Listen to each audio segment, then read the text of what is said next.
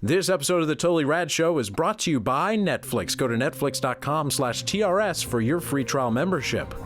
Coming up on today's show, we check out the comic book Incognito. Rad Show.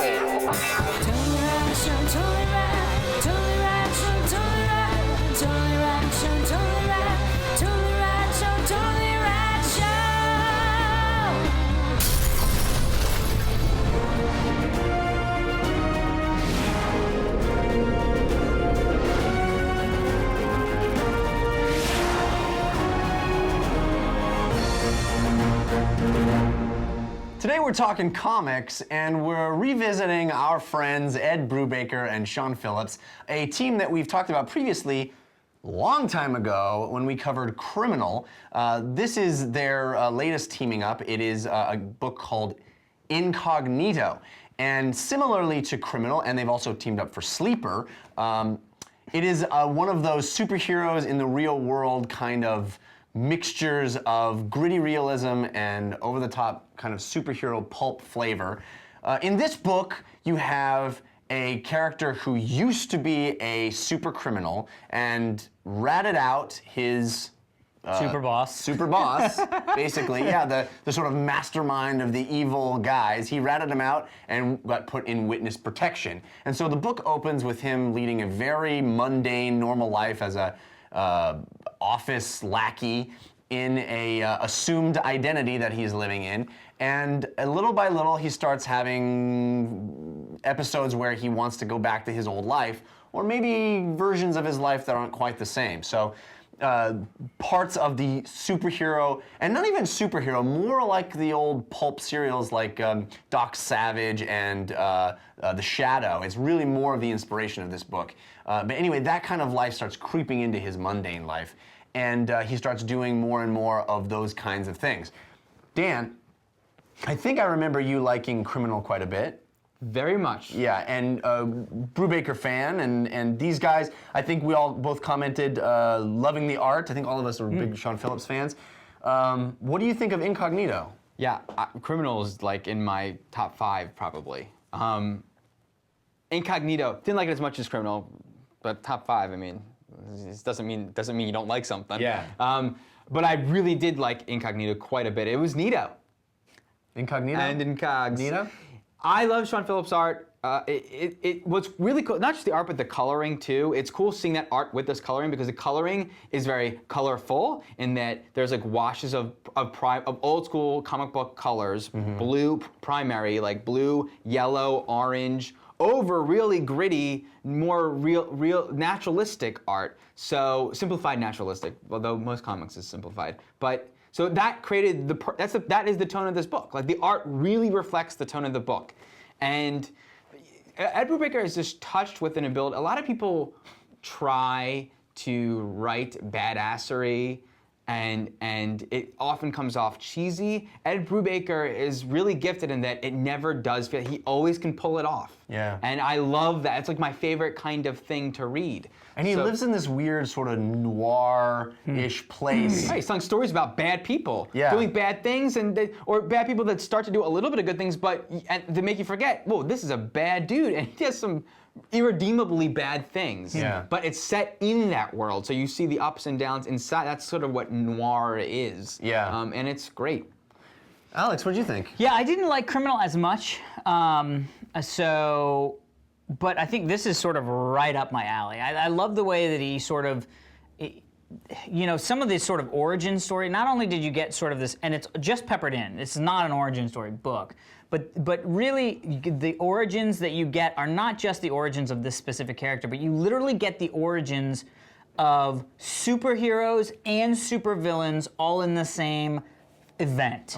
And the way that everything gets tied together, I mean, the writing is amazing, and conceptually it's such a joy to read. And it gets to that same sort of thing. It's like, the sort of bad guy gone good, but is he good? And he's really a bad guy doing bad things, but then it's like, is there a way for him to do bad things and have it be good? That sort of blurred line between good and evil.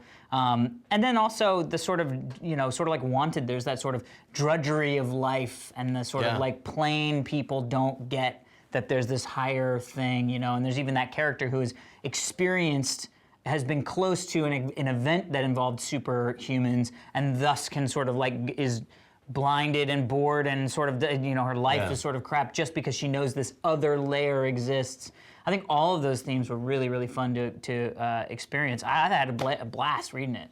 Yeah, I like it a lot as well. I'm a huge fan of the art. I can just get inside that world. It's so accessible. The layouts, the page layouts are so interesting and dynamic.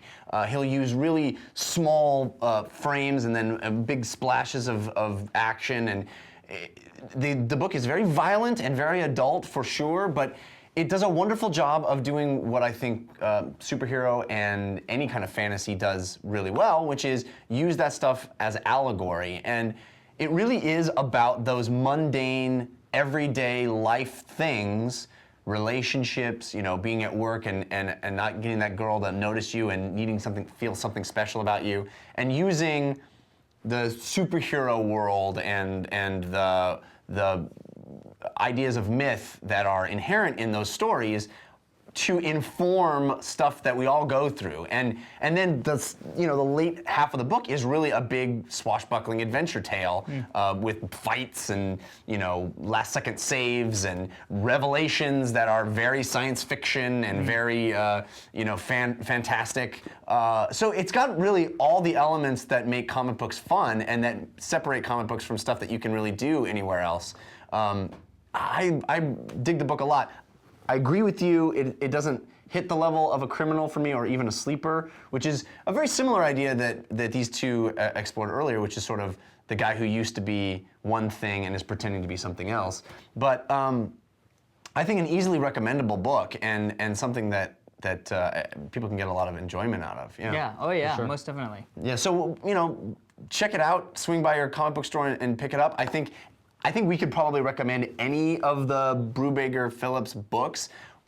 Dan, we were talking about maybe trying to do Sleeper on the show at some point because I think it's a little bit. I want to reread book. it now, actually, and rereading. I'd love to. I haven't read anything. Criminal is the first exposure. Like yeah, and Criminal's still going on as well, and each volume of Criminal is a slightly different story. Yeah. So I highly recommend this one. I think it's a win all the way around for sure. Heck yeah. Yeah.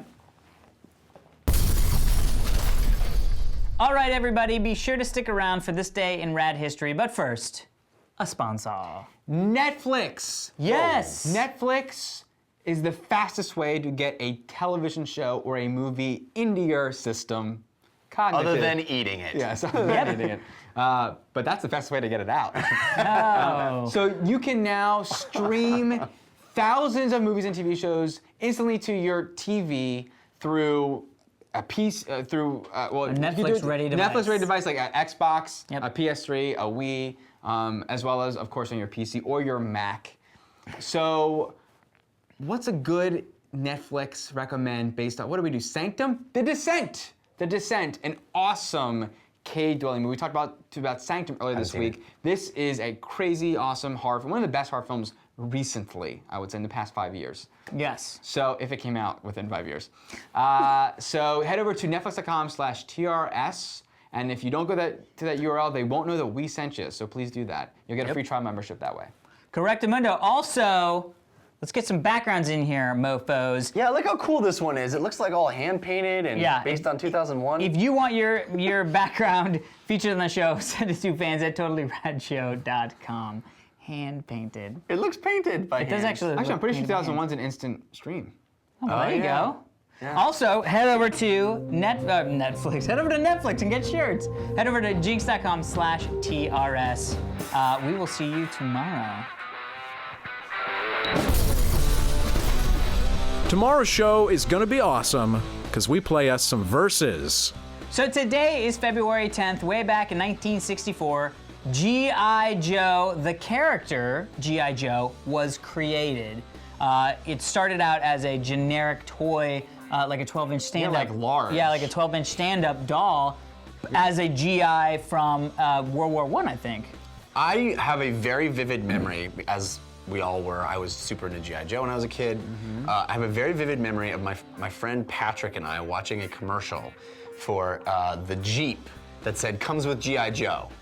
And we thought, they finally are putting out the actual Joe. Yeah. Him, G.I. Joe, we have to get this. Yeah. I too like desperately wanted Joe. Like who? Which Yeah. one of them is Yeah. Duke? Okay. Yeah, it looked like Duke. Looked like they Why should is be Duke Joe. or Flint the Yeah. leader? It should be Joe. Yeah, they say Exactly. Yo Joe. And not only that, but I remember hearing about that they were originally My this buddy big had- thing, and I was my like, buddy- that's not GI. That's not I know. cool. My buddy had one of the big. It was like basically it was cloth doll. it was dolls for men. I mean, Yeah. literally that was like dolls for boys. Yeah. They like. I mean, it's sort of Cabbage Patch got there, but you know what I mean. Like you would like dress them up in the thing, and then of course you look at the actual action figures, up. and that's the same stuff that you did. You were like, oh, now he's got a little vest on. Now he's got a backpack, and he's running through the I thing. didn't do that. You should. I It was had amazing. I had battles I don't with know what you're mine. talking about. Mine dude. were. At had Soapbox weird. Mark sent that in. He probably thinks you're weird.